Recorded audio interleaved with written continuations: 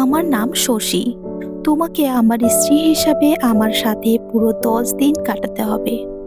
আমি তোমার বোনের চিকিৎসার পুরো খরচ বহন করব। আমার কথা শুনে সেই সহজ সরল মেয়েটি পাথরের মতো জমে গিয়ে বসেছিল। তার চোখ বন্ধ ছিল।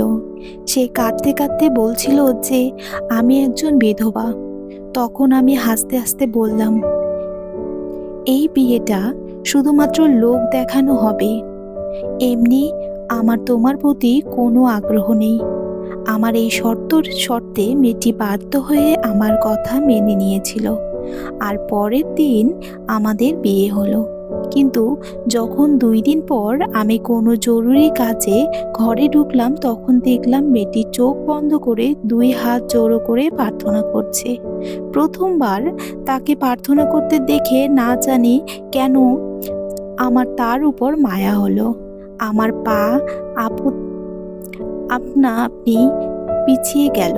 আমি মুচকি হাসলাম আর মনে মনে বললাম, ইন্টারেস্টিং, কারণ প্রার্থনা করার সময় তাকে আরো বেশি সুন্দর লাগছিল। আমার বাবার শেষ কথাগুলো আজও আমার কানে বাজছিল। তিনি হাসপাতালের বিছানায় শুয়ে বলেছিলেন, খুব দুর্বল অবস্থায় নিঃশ্বাস নিচ্ছিলেন। তিনি আমার চোখের দিকে তাকিয়ে বলছিলেন, শিবা, যদি তুমি ১০ দিনের মধ্যে বিয়ে না করো, তবে আমি আমার বাড়ি বা সম্পত্তি কিছুই তোমার নামে করব না, বরং সবকিছু অনাথ আশ্রমে দান করে দেব। আমি চুপ করেছিলাম। ঠোঁট বন্ধ করে আমি মাথা নিচু করে নিয়েছিলাম। আমি ছোটবেলা থেকেই বাবাকে চিনতাম।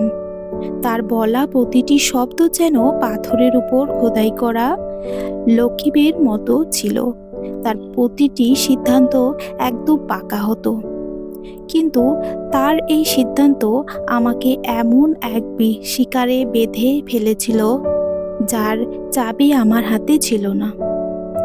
আমি বাইরে বেরিয়ে সিগারেট ধরালাম এবং পকেট থেকে মোবাইল বের করলাম। পূজাকে ফোন করলাম। সেই পূজা যার সাথে গত বছরেই আমার বাগদান হয়েছিল, আমার কলেজ ফ্রেন্ড এবং আমার প্রথম ভালোবাসা। আমরা দুজনে একসঙ্গে অনেক স্বপ্ন দেখেছিলাম। আমাদের দুজনেরই অনেক বড় বড় স্বপ্ন ছিল। আমি তাকে ফোন করলাম। রিং হচ্ছিল। দ্বিতীয় রিং হতেই সে ফোনটা রিসিভ করলো। তার আওয়াজ ভেসে এলো। সে বলল, হ্যালো শশী, কি হয়েছে? শরীর ঠিক আছে তো তোমার বাবার? আমি বললাম, পূজা, আমাকে তোমার সাথে একটা জরুরি কথা বলতে হবে। এখনই, বরং এই মুহূর্তেই। আমাকে তোমাকে বিয়ে করতে হবে মাত্র ৮-১০ দিনের মধ্যে। একটা আমার বাবার উইল বা শেষ ইচ্ছে। এক মুহূর্তের জন্য ওপাশ থেকে নিস্তব্ধতা নেমে এলো। তারপর কিছুক্ষণ পর হাসির শব্দ শোনা গেল। পূজা হাসতে হাসতে বলতে লাগলো, শশী, এইসব নাটক করা বন্ধ করো। আমাকে কাল অস্ট্রেলিয়া যেতে হবে। ১ সপ্তাহ পর ফিরে আসছি। তখন আরামসে বিয়ে করব। সম্পত্তির আর কি আছে? তুমি তো তোমার বাবার একমাত্র ছেলে, সব তো তোমারই হবে। আমি কড়া ভাষায় বললাম, তুমি কি পাগল হয়ে গেছো? আমার কথা সিরিয়াসলি কেন নিচ্ছ না? আমি মজা করছি না। যদি ৮ থেকে ১০ দিনের মধ্যে আমাদের বিয়ে না হয়, তবে সব শেষ হয়ে যাবে। সে বলল, তাহলে কি আমার সব সাথেই বিয়ে করা জরুরি? তোমার যদি এতই তাড়াহুড়ো থাকে, তবে অন্য কারোর সাথে বিয়ে করে নাও। ৮-১০ দিনের জন্য লোক দেখানো বিয়েই করে নাও কারোর সাথে। আমার এমনিতেই তামাশা বা নাটক একদম পছন্দ নয়। আমি এইসব ঝামেলার মধ্যে পড়তে চাই না। এইটুকু বলেই সে ফোনটা কেটে দিল। আমি মোবাইলের এদিকে তাকিয়ে একটা দীর্ঘ নিঃশ্বাস ফেললাম। ও জানতো যে এটা আমার বাবার শেষ ইচ্ছে, তবুও সে না করে দিল। হয়তো ও ভেবেছিল আমি মজা করছি, অথবা হয়তো ওর বিশ্বাসই হচ্ছিল না যে আমি ওকে ছাড়া কিছু করব না, কিন্তু আমি যে কোনো কিছু করতে পারতাম। আসলে পরিস্থিতিটাই তখন এমন হয়ে গিয়েছিল এবং আমি সেটা করেও ফেললাম। সেই সন্ধ্যায় আমি আইনিভাবে উকিলের সাথে কথা বললাম, যাতে তিনি একটা কন্ট্রাক্ট পেপার বা চুক্তিনামা তৈরি করেন। তাতে ডিভোর্সের কাগজও থাকতে হবে। 10 দিনের বিয়ে, ব্যাস, শুধু এবং শুধুমাত্র 10 দিনের জন্য। এরপর যার সাথে আমার বিয়ে হবে সে যা খুশি করতে পারে, ডিভোর্স নিতে চাইলে বা আলাদা হতে চাইলে যা খুশি। কিন্তু আমার উদ্দেশ্য ছিল শুধুমাত্র বাবার উইল বা শর্ত পূরণ করা। কিন্তু সমস্যা ছিল এটাই, মেয়েটি কে হবে? কোনো মেয়ে এমন শর্তে রাজি হবে? কে এমন মেয়ে হবে যে আমার সাথে মাত্র 8-10 দিনের জন্য বিয়ে করবে?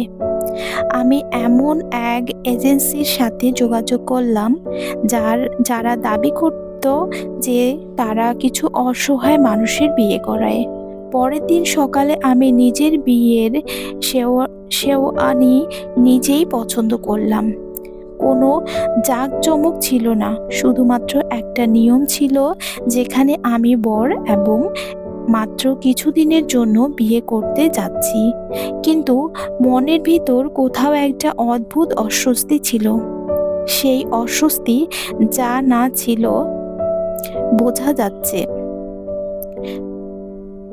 না ছিল ভালোবাসা, কিন্তু শুধুমাত্র দায়িত্বের বোঝা ছিল, যা আমি নিজেই নিজের কাঁধে তুলে নিয়েছিলাম। অবশেষে কনের ব্যবস্থা হয়ে গিয়েছিল। গাড়িতে বসতেই আমার কাছে ফোন এলো। উকিল বলল যে সব কাগজপত্র তৈরি আছে, আপনি যখন চাইবেন রেজিস্ট্রি অফিসে এসে কোর্ট ম্যারেজ করতে পারেন। আমি গভীর নিঃশ্বাস নিলাম এবং বললাম, ঠিক আছে, আমি আসছি। বিয়েটা কোনো মন্দির, ম্যারেজ হল বা বাড়ির থেকে হচ্ছিল না, বরং কোর্ট ম্যারেজ ছিল।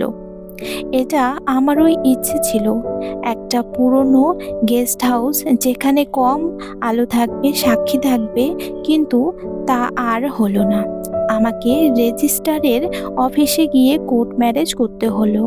আমি সেখানে তাকে প্রথমবার দেখলাম, যে কিনা ছিপছিপে ফর্সা রঙের এবং লম্বা চুলের অধিকারিণী ছিল। সে নীল গোলাপি রঙের একটা সালোয়ার কামিজ পরেছিল, ওড়না দিয়ে তার কাঁধ ঢাকা ছিল। না হাতে মেহেন্দি ছিল, না মুখে কোনো মেকআপ ছিল, আর আর না চোখে কোনো খুশি ছিল। কিন্তু এসব সত্ত্বেও তার মধ্যে একটা গম্ভীর্য বা স্থিরতা ছিল, যেন যেন কেউ সবকিছু হেরে গিয়েও নিজের কাছে হারেনি। আমি তার দিক থেকে নজর সরিয়ে নিলাম। মনে হলো বুকের ভিতর কিছু একটা জ্বলে উঠল, কিন্তু সঙ্গে সঙ্গেই নিভেও গেল। আমার 4 বন্ধু সাক্ষী হলো। প্রথমে সে কাগজে সই করার জন্য কলমটা হাতে নিয়েছিল। তার হাত কাঁপছিল। তারপর কলমটা আমাকে দেওয়া হলো। আমি সই করে দিলাম। বিয়ে শেষ হলে আমি কাগজগুলো নিজের কাছেই রেখে দিলাম। সবকিছু এত নিস্তব্ধতায় হলো যেন আমাদের দুজনের মধ্যে কোনো সম্পর্ক তৈরি হচ্ছে না, বরং শেষ হচ্ছে।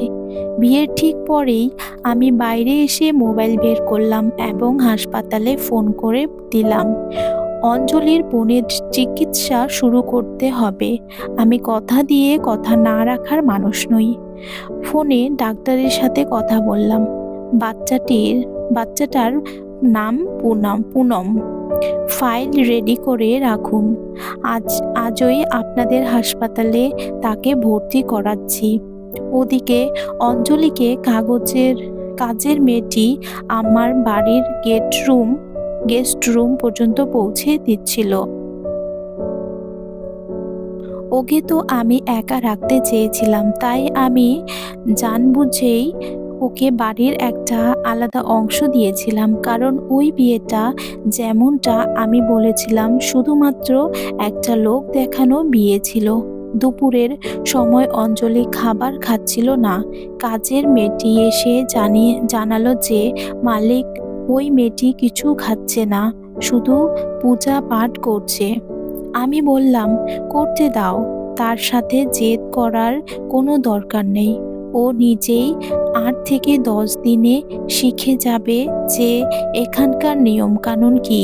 সেই রাতে আমি নিজের ঘরে ছিলাম, ফাইলের মধ্যে ডুবে ছিলাম, কিন্তু আমার মাথায় একটা বিষয় ঘুরছিল যে অঞ্জলির বাবা মা সম্পর্কে আমি কিছুই জানতাম না। সে কোনো উল্লেখও করেনি। মাও ছিল না, শুধু একটা বোন ছিল, পুনম। সেও জীবন আর মৃত্যুর মাঝখানে লড়াই করছে। ওকে দেখে মনে হতো যে ওই মেয়েটি কোনো এক বিশাল নরকের মধ্য দিয়ে পার হয়ে এসেছে। কিন্তু তারপর আমি নিজেকে বোঝাতাম যে আমার এইসব ভেবে কী লাভ। ওর পরিবার বা ওর ব্যক্তিগত জীবনের সাথে আমার কী লেনদেন? এটা তো একটা চুক্তি, তাই না? আমার তো ওর জীবন নিয়ে কোনো মাথা ব্যথা থাকা উচিত নয়, আর ওরও আমার জীবন নিয়ে কোনো মাথা ব্যথা থাকা উচিত নয়। পরের দিন সকালে আমি নাস্তার টেবিলে ছিলাম। টেবিলে একটা চিঠি রাখা ছিল। তাতে লেখা ছিল, শশীজি, আমাদের বিয়ে হয়ে গেছে। আমাদের বিয়েটা আইনত বৈধ। ওপরওয়ালা আমাদের সাক্ষী। আমি আমি আমার ভগবানের কাছে অনেক প্রার্থনা করি এবং তার কাছে কৃতজ্ঞ থাকব। তিনি আমাকে আপনার মতো জীবনসঙ্গী দিয়েছেন। আমি তার এই চিঠি পড়ে অবাক হয়ে গেলাম। এটা আমাকে পরিষ্কার বুঝিয়ে দিচ্ছিল যে সে এই বিয়েটা নিয়ে অনেক বেশি সিরিয়াস। সে একটা চুক্তির বিয়ে বা কন্ট্রাক্ট ম্যারেজ ভাবছে না। আমি সেই কাগজ অর্থাৎ চিঠিটা পকেটে রেখে দিলাম। জানি না কেন তৃতীয় দিন আমি হাসপাতালে গিয়ে অঞ্জলির বোন পুনমের সাথে দেখা করলাম। সে খুব দুর্বল ছিল, অল্প বয়সের মেয়ে, কিন্তু আমাকে দেখে যখন হাসলো তখন আমার ভালো লাগলো। আমি বললাম, আপনার দিদি খুব সাহসী। সে আমাকে শুধু একটু জিজ্ঞেস করলো, আপনি কি আমার জিজু? আমি হাসতে হাসতে বললাম, হ্যাঁ, কিছুদিনের জন্য। কিছুক্ষণ আমি তার কাছে বসে রইলাম, গল্প করলাম, তারপর আবার নিজের বাড়িতে এলাম। অনেক রাতে আমি আমার বারান্দায় বা গ্যালারিতে গেলাম। সেখান দিয়ে যাওয়ার সময় আমি দেখলাম অঞ্জলির ঘরের জানালা খোলা। সেখান দিয়ে আলো আসছিল। ইচ্ছে করছিল গিয়ে দেখি ও কি করছে, কিন্তু তারপর নিজেকে আটকে নিলাম। বেশ কয়েকদিন কেটে গেল এইভাবেই চুপচাপ নিজের ঘরেই থাকতে। ও কখনো ঘর থেকে বাইরে বেরিয়ে আসেনি। আমি তার মুখ প্রথমবার কোর্ট ম্যারেজের দিন দেখেছিলাম। তারপর থেকে এখন পর্যন্ত না তো আমার সাথে তার দেখা হয়েছিল, আর না আমি তার মুখ দেখেছি। আমি সব সময় আমার অফিস, হাসপাতাল, ফোন কল আর রাতের একাকিত্বের মধ্যেই ডুবে থাকতাম। আমরা একই ছাদের নিচে থাকছিলাম, কিন্তু একে অপরের থেকে অনেক দূরে ছিলাম। আমাদের কোনো কথাও হয়নি। আমি ইচ্ছে করেই এই দূরত্বটা বজায় রেখেছিলাম। না কোনো হুকুমের দরকার ছিল, না কোনো কারণের। আমি চাইছিলাম যে 10টা দিন এভাবেই কেটে যাক, যেমন কোনো ছায়া দ্রুত গতিতে পার হয়ে যায়। ছায়া সাথে থাকে কিন্তু কোনো শব্দ হয় না। তৃতীয় দিন সকালে নাস্তার সময় কাজের মেয়েটি আমাকে জানালো, অঞ্জলি ম্যাডাম খুব সকালে উঠে পড়েন, নিজের ঘরে প্রার্থনা করেন, কিছু চায়ও না, শুধু ছোট ছোট বিষয়ে ধন্যবাদ জানাতে থাকেন। আমার চোখ খবরের কাগজের ওপর ছিল, কিন্তু আমার মাথায় তার শব্দগুলো আটকে গেল যে সে শুধু ধন্যবাদই জানায়। যে মেয়েটি নিজের জীবনটা তার বোনের চিকিৎসার জন্য সওদা করেছে, যাকে আমি নিজের স্বার্থের জন্য ব্যবহার করেছি, সে ভগবানের কাছেও কৃতজ্ঞ এবং ধন্যবাদও জানায়। এই বিষয়টা আমার সমীকরণে মিলছিল না। সেই দিনই বিকালে অফিস থেকে আমি তাড়াতাড়ি বাড়ি ফিরে এলাম। বাইরে খুব জোরে বৃষ্টি হচ্ছিল, আকাশে মেঘের গর্জন ছিল। আমার হঠাৎ খুব অস্বস্তি হতে লাগলো যে আজ বাড়ির পরিবেশটা কেমন যেন অন্যরকম লাগছে। কিছু একটা আমাকে টানছিল, যেমন ঘরের নিস্তব্ধতা আর চিৎকার হয়ে ওঠার আগের মুহূর্ত। নিজের কোট খুলতে খুলতে আমি বারান্দার সামনে গেলাম। তার ঘরের জানালার দিকে হালকা আলো আসছিল। তার ঘরের দরজাটা খোলা ছিল। আমি পা টিপে টিপে ভিতরে ঢুকলাম। আমি আমার পা থমকে দিলাম। সে হাত জোর করে প্রার্থনা করছিল। তার কোনো আওয়াজ ছিল না। সে একদম চুপচাপ বসেছিল। সে চোখ বন্ধ করে রেখেছিল এবং তার হাত জোর করা ছিল। আমি প্রথমবার ঠিক করে তার মুখটা দেখলাম। জোড়া সাধারণ এবং সুন্দর, চাঁদের মতো নয়, কারণ চাঁদে তো দাগ থাকে, তার মুখে তো কোনো দাগ ছিল না। একটা প্রশান্তি ছিল। আমি কিছুক্ষণ এভাবেই দাঁড়িয়ে রইলাম। পা আপনা আপনি পিছিয়ে আসছিল, যেন কেউ আমার মাঝে বাধা দিল। আর তারপর এক মুহূর্তের জন্য আমার ঠোঁটে হাসি ফুটে উঠল। আমি বললাম, ইন্টারেস্টিং, এবং এটা বলে আমি ফিরে এলাম। পরের দিন সন্ধ্যার সময় কারেন্ট চলে গেল। কাজের লোকেরা ছুটাছুটি শুরু করলো। জেনারেটরে কিছু একটা গোলমাল হয়েছিল। আমি নিজেই ফ্ল্যাশ লাইট নিয়ে সিস্টেম চেক করতে শুরু করলাম। ফেরার পথে আমি যখন তার ঘরের সামনের দিকে যাচ্ছিলাম, তখন ভিতরে অন্ধকার ছিল। শুধু জানালা দিয়ে আসা চাঁদের আলো ভিতরে ছড়িয়ে পড়ছিল। আমি আলতো করে দরজায় টোকা দিলাম। ও বলল, জি, কে? আমি বললাম, লাইট চলে গেছে, সব ঠিক আছে তো? যদি তোমার কোনো সমস্যা হয় তবে জানিও। সে বলল, না, সব ঠিক আছে, আপনাকে ধন্যবাদ। আলো সবসময় অন্ধকারের মধ্যে রাস্তা খুঁজে নেয়। আর এই উত্তর আমাকে কিছু মুহূর্তের জন্য থমকে দিল।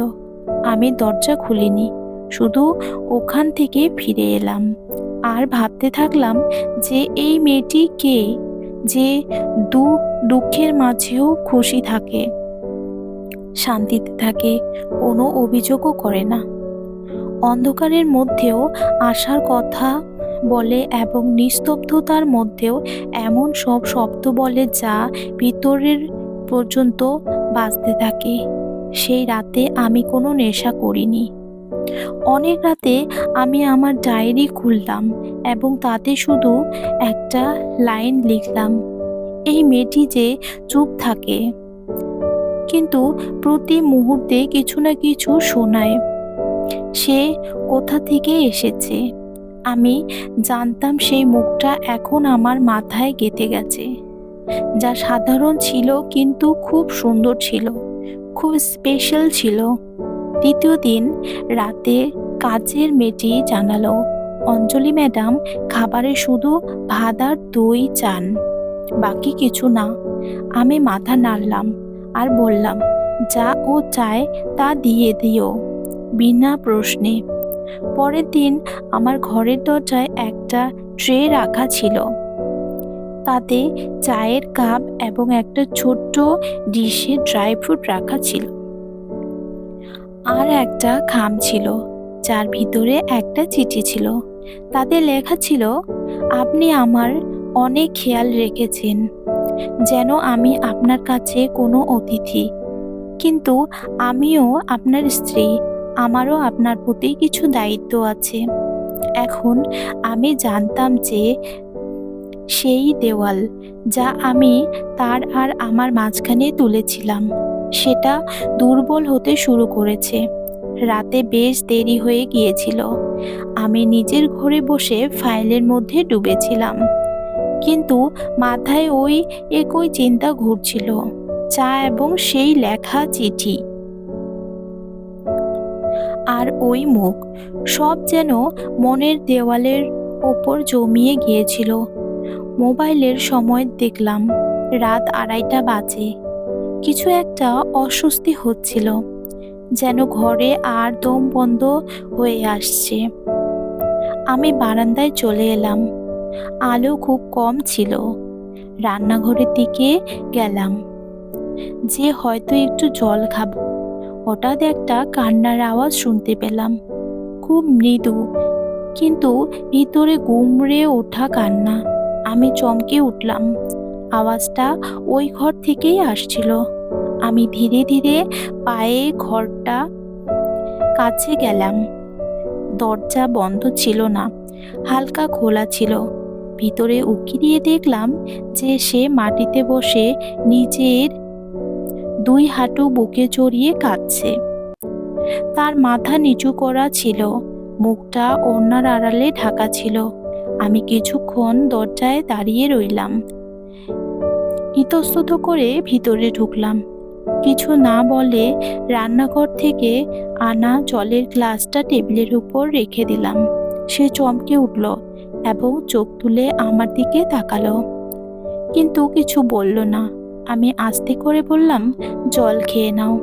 সে নজর সরিয়ে নিল, তার হাত কাঁপছিল। সে গ্লাসটা ধরার চেষ্টা করলো, কিন্তু তার হাতে জোর পাচ্ছিল না। আমি এগিয়ে গিয়ে গ্লাসটা ধরে ওর হাতে দিলাম। ঠিক সেই মুহূর্তে আমার হাতও ওর হাতের সাথে স্পর্শ হলো। ঠান্ডা হাত, যেন কোনো প্রাণ নেই, মাটির মতো। আমি সঙ্গে সঙ্গে নিজের হাত সরিয়ে নিলাম। তার স্পর্শ আমার ভিতর পর্যন্ত অনুভূতি হলো। বাইরে আমি অনেকের হাত ধরেছি এবং মনে হয়েছে যে এই হাত সম্পূর্ণ, যেন হাতের মধ্যে কোনো নতুন সম্পর্ক আছে। কিন্তু পরের মুহূর্তেই আমি নিজেকে ঝটকা দিয়ে সরিয়ে নিলাম। গ্লাস ছেড়ে আমি পিছিয়ে এলাম আর ভাবলাম যে এটা শুধু একটা সওদা। শশী, ভুলে যেও না, আমি মনে মনে নিজেকে মনে করিয়ে দিলাম। আমি ফিরে যেতে লাগলাম। তখন সে মৃদু স্বরে বলল, কখনো কখনো মানুষ শুধু চুপ থাকতে চায়, কারণ শব্দ কম পড়ে যায়। আমি থেমে গেলাম। তার গলার স্বরে কোনো অভিযোগ ছিল না। আমি পিছিয়ে ফিরে তাকালাম। সে নিজের চোখের জল মুছছিল। আমি বললাম, যদি কিছু লাগে তবে জানিও। এটা বলে আমি ঘর থেকে বেরিয়ে গেলাম। পরের দিন সন্ধ্যায় ডাক্তারের ফোন এলো যে পুনমের টেস্ট রিপোর্ট আগের চেয়ে ভালো। আমি খুশি হলাম, কিন্তু যার জন্য আমি এই সব কিছু করছি সে নিজেই নিস্তব্ধতার দেওয়ালের পিছনে লুকিয়ে গিয়েছিল। আমি অফিসে যাওয়ার জন্য তৈরি হচ্ছিলাম, তখন বাইরে কিছু একটা হট্টগোল হলো। কাজের লোক এসে বলল, স্যার, বাইরে এক ম্যাডাম এসেছেন, বলছেন যে উনি আপনার বাগদত্তা। উনি নিজের নাম পূজা ভাট বলছেন। আমি ঘাড় ঘোরালাম। ও অস্ট্রেলিয়া থেকে চলে এসেছে। আমি বললাম, ওকে ড্রয়িং রুমে বসাও, আমি আসছি। দরজা খুলতেই ও ঝড়ের বেগে ভিতরে ঢুকলো, জিন্স টপ পরা, মুখে মেকআপ এবং গলার স্বর্ণের কর্কশ ভাব। সে বলল, এই মেয়েটি কে যে তোমাকে বিয়ে করেছে? এ আমার জায়গায় কেন? আমি শান্তভাবে বললাম, পূজা বসো। সে বলল, না, আমি উত্তর চাই। তুমি বিয়ে করে নিলে? সত্যি? আমাকে না জানিয়ে? আমি দীর্ঘ নিঃশ্বাস ফেলে বললাম, তুমি না করে দিয়েছিলে, তাই আমি সিদ্ধান্ত নিয়ে নিলাম। সে বলল, এইসব মিথ্যে কথা। আমি শুধু 2 দিন দেরি করেছি। তুমি আমার না আসাতে অন্য একটা মেয়েকে নিজের নাম দিয়ে দিলে। আমি বললাম, তুমি দেরি করেছো, আর ও সময়ে চলে এসেছে। সে হাসতে লাগলো আর বলতে লাগলো, তুমি ওকে স্ত্রী বলতে শুরু করেছো। এটা এখনো শুধুমাত্র কন্ট্রাক্ট। আমি নজর সরিয়ে নিলাম এবং বললাম, এই বিয়েটা শুধুমাত্র একটা উদ্দেশ্য নিয়ে হয়েছে, যা তুমি জানো।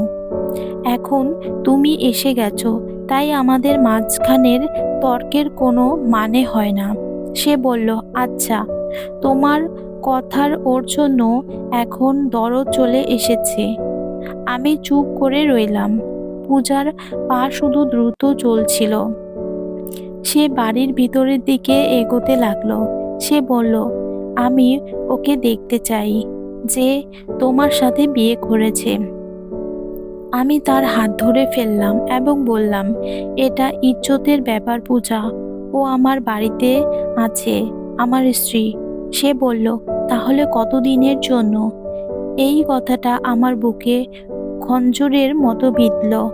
আমি হাত জোর করে দিলাম। ও ঘুরে চলে গেল, কিন্তু যেতে যেতে বলে গেল, এই যুদ্ধ শেষ হয়নি। ও তোমার স্ত্রী, শুধুমাত্র তোমার ইচ্ছেতে হতে পারে না। পূজা চলে যাওয়ার পর আমি অনেকক্ষণ বারান্দায় দাঁড়িয়েছিলাম। বাড়িটা নিস্তব্ধ ছিল, কিন্তু আমার ভিতরে ঝড় বইছিল। অঞ্জলি কোনো প্রশ্ন করল না, না কোনো কৈফিয়ত চাইল। শুধু রাতে খাবার সময় একটা চিঠি ট্রেতে রেখেছিল। আপনার অতিথি কি খুশি ছিলেন? আমি কোনো উত্তর দিলাম না, শুধু এই চিঠিটা জ্বলন্ত চুলায় ওপর রেখে দিলাম। পরের দিন পূজার মায়ের ফোন এলো, শশী বাবা, তুমি যা করছো তা খুব তাড়াহুড়ো ছিল।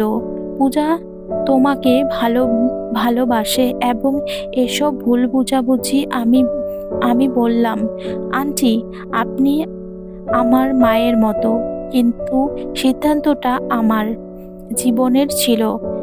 আমার জন্য সময়ের গুরুত্ব অনেক বেশি ছিল। তিনি হার মেনে নিলেন, কিন্তু তার কথাগুলোর মধ্যে একটা ওজন ছিল। আমি সন্ধ্যায় যখন বাড়ি ফিরলাম, তখন দেখলাম অঞ্জলি উঠানে তার বোন পুনমের সাথে বসে আছে। সে আমাকে দেখে এসে বলল, শশী জিজু, আপনার স্ত্রী খুব মিষ্টি। আমি শুধু হেসে মাথা নাড়লাম। তারপর হঠাৎ মনে একটা কথা এলো, পূজা আজ পর্যন্ত আমাকে এমন মুহূর্ত কখনো উপহার দেয়নি, না শান্তি, না ভালোবাসা। সে সব সময় নিজের জায়গা পাকা করার জন্য এমন কিছু করত, যেন ভালোবাসাটাও কোনো ব্যবসায়িক চুক্তির অংশ। সেদিন রাতেই দরজায় হালকা টোকা পড়ল। দরজা খুলতেই দেখলাম অঞ্জলি দাঁড়িয়ে। আমি জানলা খুলে রেখেছিলাম। বৃষ্টির শব্দে ঘুম আসছিল না। আমি তাকে ভিতরে আসতে বললাম, বসো, তোমার কিছু লাগবে? সে বলতে শুরু করলো, আমি শুধু একটু জানতে চাই, আমি কি আপনার জন্য কোনো বোঝা? আমি তার চোখের দিকে তাকাইনি, শুধু বললাম, তুমি আমার জন্য সেই মানুষ যাকে আমি বোঝার চেষ্টা করছি। সে চুপ করে রইল, তারপর বলল, আপনার কি মনে হয় পূজা আপনার জীবনে আবার ফিরে আসতে পারে? আমি এক মুহূর্ত ভাবছিলাম এবং বললাম, সম্পর্ক শুধু সময়ের খেলা। আমি এখনো বুঝে উঠতে পারিনি এটা কি সম্পর্ক, কিন্তু পূজা আমার মন থেকে মুছে গেছে। সে ধীর গলায় বলল, তাহলে আমাকে আর মাত্র 6 দিন এখানে থাকতে হবে। এইটুকু বলেই সে ঘুরে চলে গেল। পূজা ফিরে এসেছিল, কিন্তু যে কথাগুলো একসময় পূর্ণ মনে হতো, এখন সেই কথাগুলো যেন অসম্পূর্ণ মনে হতে লাগলো। দুপুরের সময় ছিল। আমি বাড়ি ফিরে এলাম। তখন হলে একটা হট্টগোল অনুভব করলাম। কাজের মেয়েটি আতঙ্কিত হয়ে বলল, স্যার, অঞ্জলি ম্যাডাম ফল কাটতে গিয়ে নিজের হাত কেটে ফেলেছেন। ওনার অনেক রক্ত পড়েছে। উনি ভিতরেই আছেন। পুনম ব্যান্ডেজ আনছে। আর পা যেন নিজে থেকেই তার ঘরের দিকে ঘুরে গেল। দরজা খুলতেই দেখলাম সে চেয়ারে বসে আছে, এক হাত অন্য হাতের তালুর ওপর রাখা। রক্তে ভেজা একটা রুমাল সে চেপে ধরে রেখেছে। পুনম তার সামনে দাঁড়িয়ে ছিল। তার হাত ধরে ইতস্তত করে আমি দ্রুত এগিয়ে গেলাম। আমি বললাম, দেখো, দেখাও। সে চমকে আমার দিকে তাকালো। ব্যাস, ধীরে সে আমাকে হাত ধরতে দিল।